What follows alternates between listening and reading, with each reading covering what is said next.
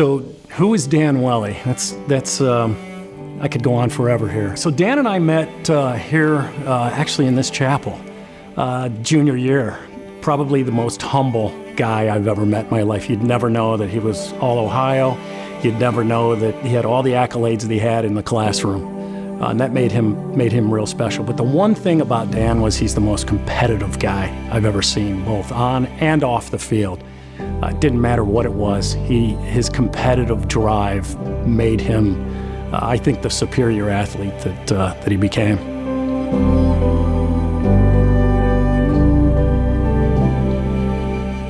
You know, I talk to a lot of friends, even today, that say, how does Lake Catholic continue to do it? And it's that Lake Catholic grit, and Dan carried that Lake Catholic grit with him. Dan Welly was a very special person. Having an opportunity to coach him, I coached him in football. I coached the defense. He led the defense. I coached him in basketball. He kept me from going too crazy when things didn't go too good, and helped us win some games maybe we shouldn't have. Then he was the same guy who on the baseball team. How many people have been captain of 3 major sports? I don't believe I know anybody else. He was such an infectious person and personality, and it really entered like every single part of his life. And just like a leader, a person who, you know, there were no half measures with. He went all in on everything. He did everything to the fullest extent. He was invested in everything that he cared about: his family, his friends, his work, his sports, his coaching. And I think the thing that reverberates now, even, you know, almost 13 years after he's passed away, it just still kind of sticks, and you still hear people talk about it. We still talk about it with the family, and it's like he was here yesterday. It's funny, I have a 6-month-old child, and I'm still getting used to just being a dad. I think about how he was as a father and how I want to be as a father, and I truly look in the mirror and see him every day, and I look at my son and I see him in my son, and I think about just like my broader family and how much everyone cares for him. And I look at that and I'm like, that's the person that I want to be and I want to grow into as well. It was a bright, sunny afternoon at Baldwin Wallace. There wasn't a team at Lake Catholic up to that point who had ever tied or beat St. Ed's in any level of football.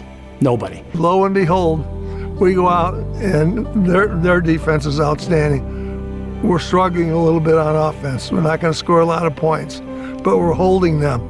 And then as time was running out, we were up 2 points. Eds was running their team onto the field to kick a last, 33-yard field goal, chip shot for the guys. And Dan looks me in the eye and he goes, "Coach, don't worry, I got it."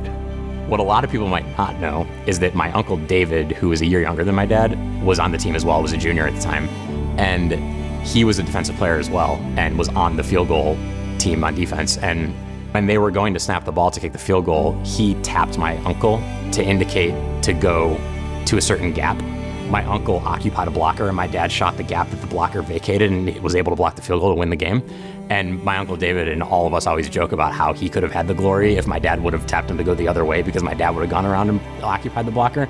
But it's kind of one of those, like, the older brother, of course, got the final word. Dan's legacy would be one that exemplifies the competitiveness, the hustle, the intensity, and the humbleness of the student athlete here at Lake Catholic.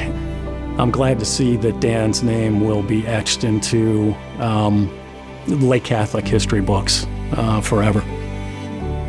Speaking from my dad's point of view, I know he would just want to thank his entire family, all of his coaches and teachers and teammates, his parents, just really everyone who allowed him into their lives so that he could make the impact that he had on their lives. I think he always just wanted to be the best version of himself and have a great impact on everybody. And being such a leader at this school and having the opportunities, it would never have happened without the coaches here, the teachers here, his family's support as he grew up. And there are a plethora of people to thank for all that, but there's just so many people that fit that mold or that fall into that group that I know he would be so thankful to. And getting into the Hall of Fame, and just that this would be something that he would be so proud that so many people thought he was deserving of.